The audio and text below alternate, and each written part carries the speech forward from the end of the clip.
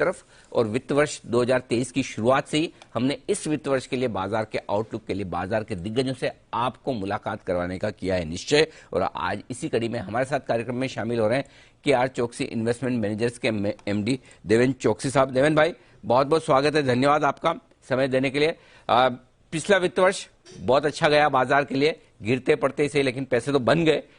ये वित्त वर्ष थोड़ा डर कर शुरुआत कर रहे हैं, ये बताएं सर, क्या है आउटलुक बाजार का? Anil ji, good morning. Morning sir. शुक्रिया मुझे आपके शेयर चैनल पे लाने के लिए। 22-23 का जो फाइनेंशियल ईयर स्टार्ट हुआ है उसके अंदर अंडरलाइन या 2 या 3 चीज के ऊपर फोकस आना जरूरी बनेगा। एक तो ये साल के अंदर ज्यादातर इंडस्ट्री का जो ग्रोथ आएगा वो इंफ्रास्ट्रक्चर लेड स्पेंडिंग के साथ में आएगा, बिकॉज गवर्नमेंट ने जो हिसाब से इंफ्रास्ट्रक्चर के ऊपर थ्रस्ट दिया है, गति शक्ति योजना के अंदर उन्होंने जो कार्यक्रम रखा है, बजट के अंदर करीबन 7.5 लाख करोड़ का उन्होंने फंड एलोकेट किया हुआ है, और at the same time global investors जो इंफ्रास्ट्रक्चर में इंडिया के इन्वेस्ट करना चाहते हैं उनके लिए काफी अच्छी पॉलिसी के साथ उन्होंने एक अच्छा कार्यक्रम सेट किया है। तो I think infrastructure led spending के साथ में इंडस्ट्रियल कंजम्पशन, इंडस्ट्रियल आइटम्स के कंजम्पशन बढ़ने शुरू हो जाएंगे, एंड वहां पे आई थिंक मैं एक बहुत बड़ी तक देख रहा हूँ, बहुत बड़ी अपॉर्चुनिटी देख रहा हूँ। दूसरी तरफ गवर्नमेंट ने जो PLI स्कीम के थकी जो 14 सेक्टर्स को एनकरेज करके उन्होंने इंडस्ट्री सेटअप करने के लिए एक इंसेंटिव प्रोग्राम रखा है, वहां पे भी मैं देख रहा हूँ कि ज्यादातर ग्लोबल फंड्स भी आ रहे हैं और at the same time local funds are I think getting lined up. तो this money is also going to be very meaningfully spend. तो यहाँ पे भी एक अच्छी अपॉर्चुनिटी बनती है। और तीसरा जो चीज जिसके ऊपर हम लोग सबसे ज्यादा फोकस रखते हैं इस ऑल्टरनेट एनर्जी सेगमेंट, जहाँ पे नए मटेरियल्स आने शुरू हो सकते हैं अगले सालों के अंदर। ऐसे भी आई थिंक जो सोलर पैनल्स है, विंड पावर है, अभी हाइड्रोजन पावर जो है वो भी इलेक्ट्रोलाइजर प्रोसेस के साथ में बनना शुरू हो जाएगा अगले सालों के अंदर।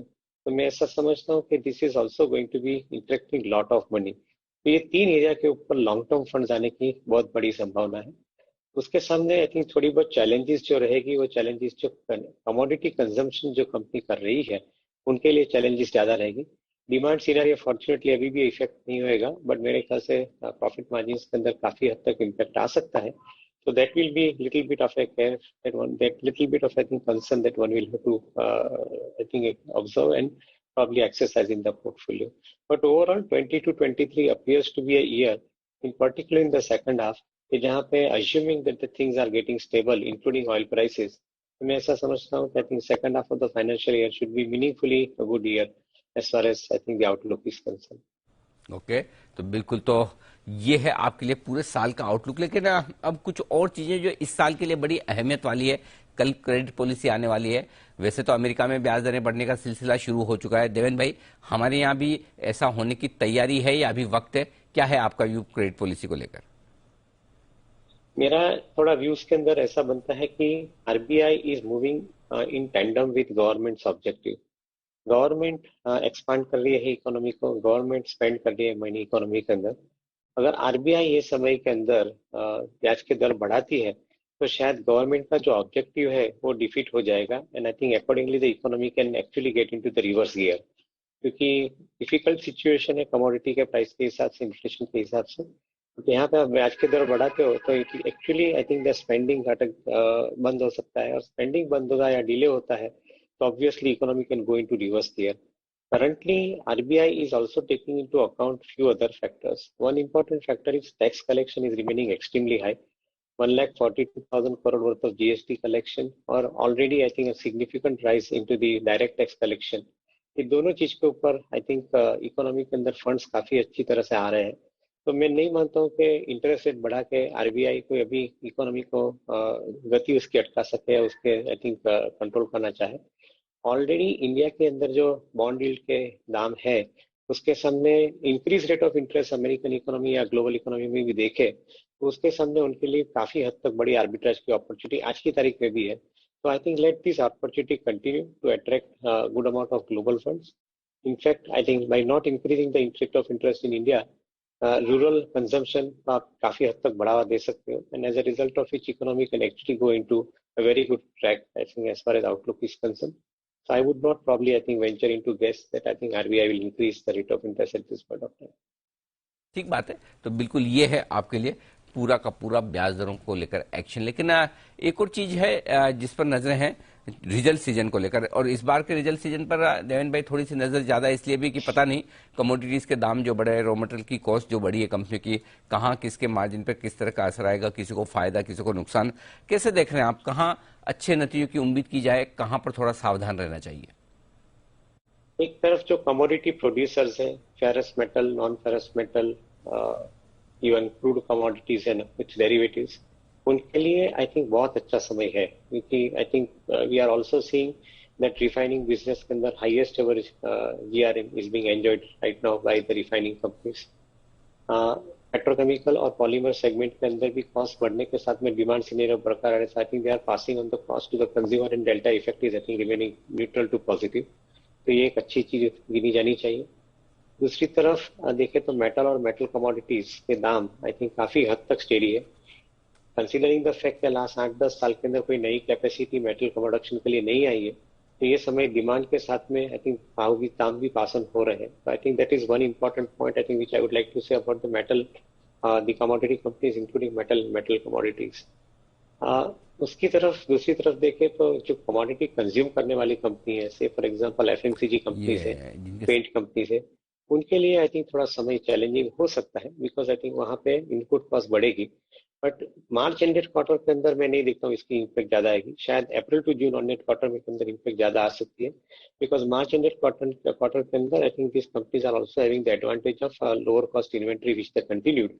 And I think April to June quarter के अंदर शायद हाई कॉस्ट इन्वेंट्री की इम्पैक्ट आ सकती है, तो margin can be little bit squeezed in this particular quarter. So I think if you are looking at, I think commodity and commodity impact sector, on one side the commodity producers are benefited, and on the other side commodity consumers are getting adversely affected. Other areas which are looking extremely convincing and growth oriented, banking and financial sector पे, जहाँ पे करीबन 20% का credit growth हम देखने जा रहे हैं। और दूसरी तरफ देखें तो आईटी और आईटी रिलेटेड कंपनीज के अंदर आई थिंक करीबन 18 से 20% का क्रेडिट बिजनेस ग्रोथ हम देखने जा रहे हैं। I think these areas are looking extremely convincing from the investment point of view. तो ये आपके लिए पूरा का पूरा रिजल्ट सीजन पर आउटलुक। अब देवेन भाई ये बताएं कि अगर निवेश करना है, कहां आपको लगता है कि अच्छे मौके बन सकते हैं, कोई सेक्टर स्टॉक्स जो आपके रेडार पर हों? तो आई थिंक इमीडिएटली जो बैंकिंग क्षेत्र के अंदर आई थिंक ध्यान ज्यादा रहेगा, क्योंकि एक तरफ कंज्यूमर क्रेडिट बढ़ते आ रही है because of I think higher amount of disposable income in the hands of the consumer. Be the credit I think going into the housing sector, be it going into the I think personal consumption sector, तो वहाँ पे consumer credit बढ़ के आ रही है। तो I think that is one positive area. Second positive area, industry के अंदर credit growth अभी बढ़ना शुरू हुआ है, because I think larger amount of companies are into the capex mode. So growth oriented businesses के अंदर requirement of credit has started increasing. Also because of the increase in the raw material prices, I think so working capital related funds are also additionally required by many of the manufacturing companies. So that is again I think a growth oriented business I think which is happening. And I think the housing finance business जो है उसके अंदर भी करीबन 20% 21% के आसपास का growth हम देख रहे हैं। तो this also I think is looking very strong. तो मेरा ऐसा मानना है कि अगर हम 20% के आसपास का एवरेज ग्रोथ सिलेक्ट कंपनीज के अंदर देखें, तो size of the balance sheet is expected to go double in next 4.5 to 5 years time. जैसे HDFC बैंक जैसी बैंक है जिन्होंने अपना एक रोड मैप रखा है, करीबन ये साल के अंदर जो 25 लाख करोड़ के आसपास AUM होगा, उसके ऊपर 4-4.5 साल के अंदर I think this company could be somewhere around 50 lakh crore worth of AUM company, which will be double the size at current price. So in my viewpoint, I think this is a big time opportunity. जो लंबे अरसे का invest करते हैं उनके लिए I think ये एक अच्छी अपॉर्चुनिटी गिनी जानी चाहिए। Similarly, there are many such companies like Reliance, I think who are showing a good amount of visibility of growth for next 4.5-5 years, जहाँ पे बैलेंस शीट साइज यहाँ से डबल होती दिख रही है। ये है आपके लिए कुछ स्टॉक्स और सेक्टर्स जहां पर आपके लिए मौके बन सकते हैं बढ़िया। आईटी और बैंक्स जिन्हें रॉ मटेरियल कॉस्ट, कच्चे तेल या कमोडिटीज के दाम की वजह से ज्यादा फर्क नहीं पड़ता, यहां पर निवेश के बढ़िया मौके बन सकते हैं। रिलायंस, दिग्गज जैसे स्टॉक पर भी देवेन भाई को व्यू है पॉजिटिव खरीदारी करने का है। बहुत बहुत शुक्रिया देवेन भाई समय देने के लिए और पूरे बाजार का आउटलुक इस नए वित्त वर्ष के लिए हमारे दर्शकों